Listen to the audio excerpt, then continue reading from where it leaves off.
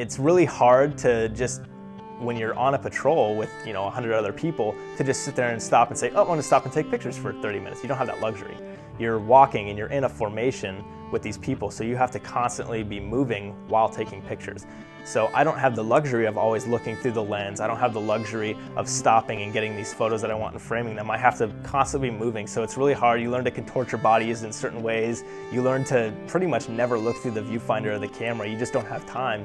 So as unprofessional or bad as it sounds, a lot of times my photos are me sticking my camera way up in the air or way down low or way out to the side and just spraying and praying and hoping I get something.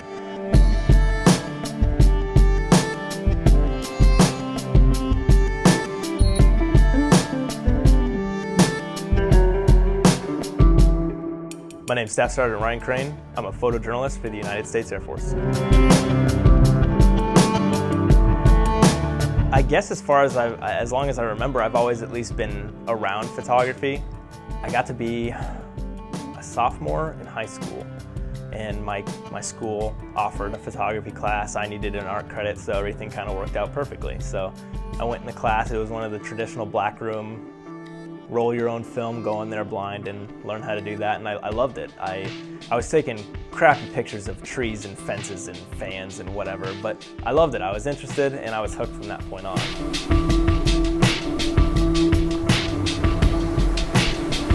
My dad was in the Air Force my whole life growing up. It's all I really knew.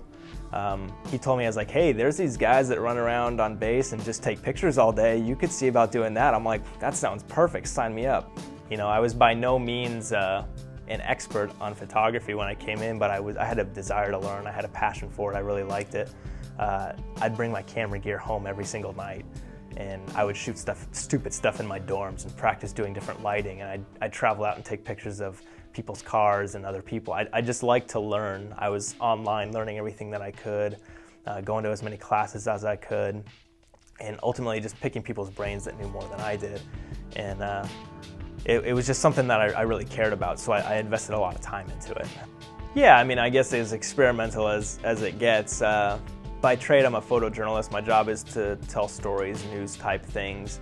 But in the Air Force, because we don't really have people who specialize in every single type of photography, you're encouraged to learn new things. So throughout the years, I've kind of taught myself a lot of studio techniques and maybe some long exposure type stuff, learning off-camera flash, different types of lighting situations, graphic illustrations, photo illustrations, just a lot of different types of photography, basically a jack of all trades, master of none type thing, where I get the ability to go out and try these things. I'm by no means like the best or anywhere near the best, but I learn along the way, and I guess that's what experimentation is about, is just trying different things and see how it works. And you learn a lot from it that way, I think.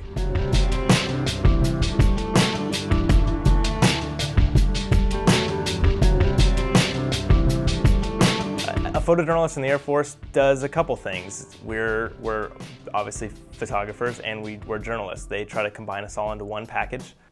More with less is basically what we're doing these days. So when I'm stateside, my job is to take pictures and to train. I do a lot of training stateside. And it's pretty mundane, just average photography jobs working for the base newspaper.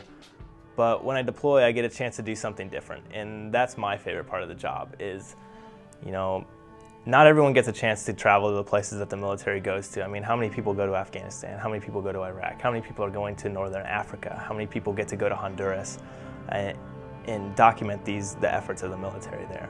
So I like the fact that this is unique. Not many people get these opportunities, and I've been given that opportunity.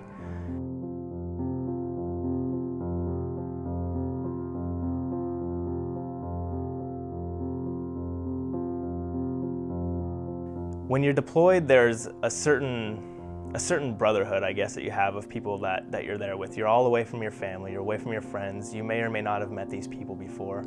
And I think it's just great that I get to go there and I get to tell their stories. That's my favorite part.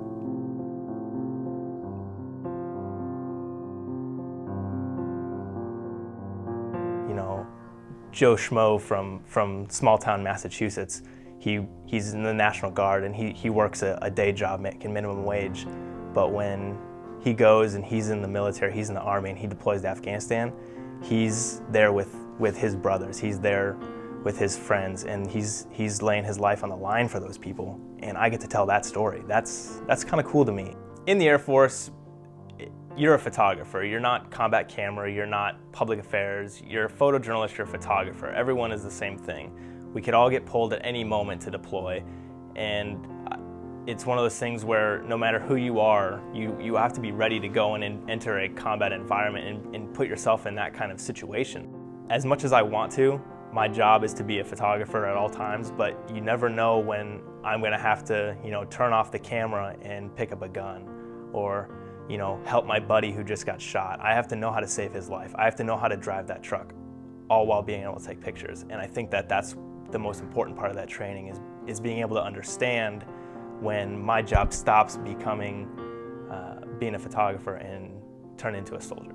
There have been a few close calls where we've taken some pretty indirect, inaccurate fire, found some IEDs on the road where if we had not have found them, we would have taken casualties.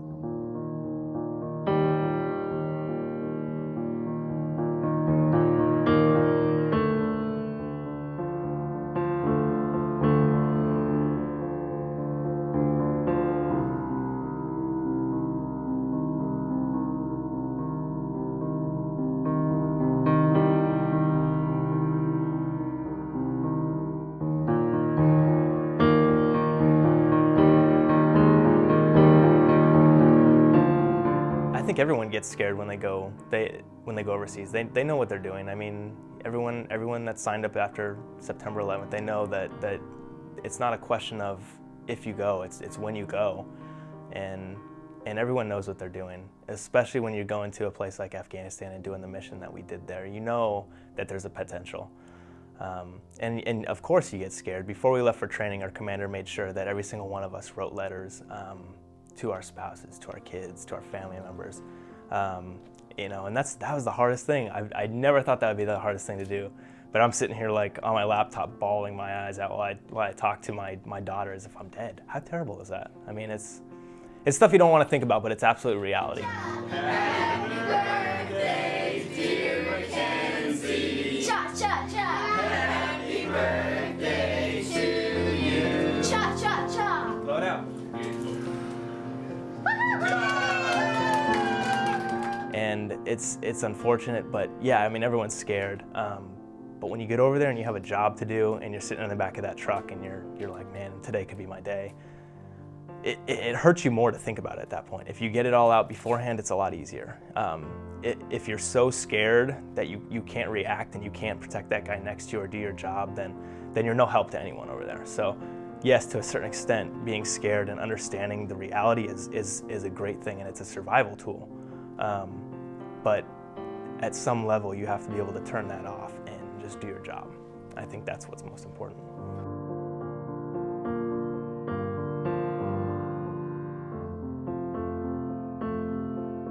I would say that this last deployment I went on was probably one of the hardest ones. The first time I was deployed, my wife was pregnant with our first kid, and I wasn't sure if I was going to get to go home and see her. I lucked out and I got to go home and be there for the birth. And then I really only missed a couple months of her when she was an infant, and I've been with her ever since. Well, this last one that I went on, I got tagged, and it was a year-long deployment with training. And that one was tough because, I mean, I'm missing essentially a whole year of my daughter's life. I mean, she's been alive for, at that point, a year and a half, and I'm about to go away for a whole other year. I mean, I'm missing literally half of her entire life over that period. So, I mean, it's always tough to leave family. It's definitely no fun. You're going to a place with people you've never met before, and it's kind of scary because you're like, well, I don't know if I'm gonna be able to do this. I don't know if my family's gonna be okay. Are they gonna get along without me? How's everything gonna work? But in the end, how you interact while you're deployed or while you're downrange is completely dependent on the support you have at home from your family. I don't know what I could do if I had to come off of a mission and go back to work and not be able to just jump on a computer and see my daughter on Skype, or go to our morale phone and talk to my mom. That's what drives you to do what you do every single day down there. If I had nothing to come back to, it would just make it that much harder. The fact that I've got people at home that care about me and they're there for me, that's an important thing. It's a huge lifeline for every single person who's deployed. I would say that it's probably one of the most important things.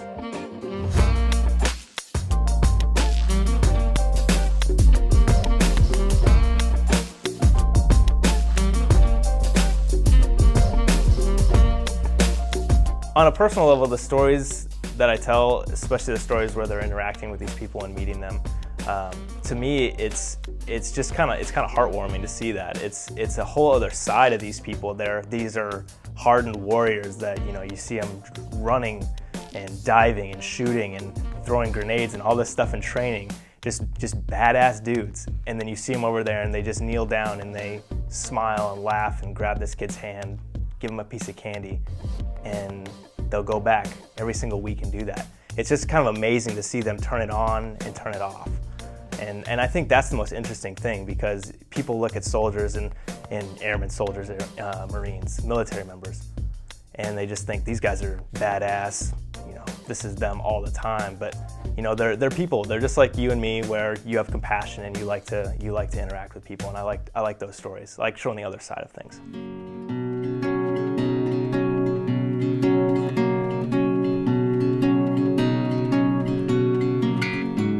All right, so this photo, it was taken on a patrol. We were there for 3 days. We pretty much had little to no water, dropped off in the middle of the night.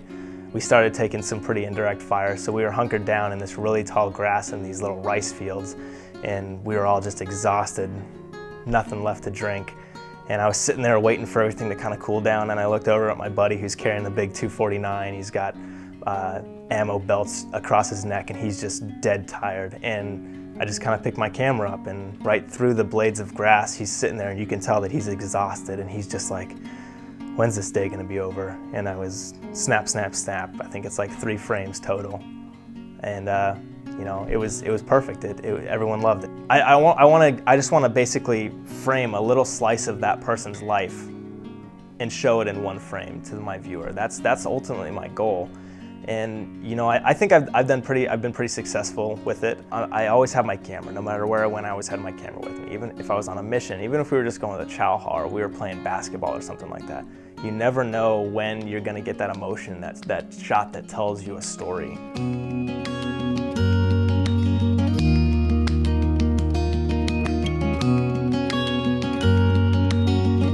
One time we were dismounted and clearing a valley right off the road where there were suspected IEDs. We've been blown up in that area before. So basically what we do is we get out and we sweep and we make sure there's nothing bad out there. So we're walking through this little farm area, and they have rice paddies there.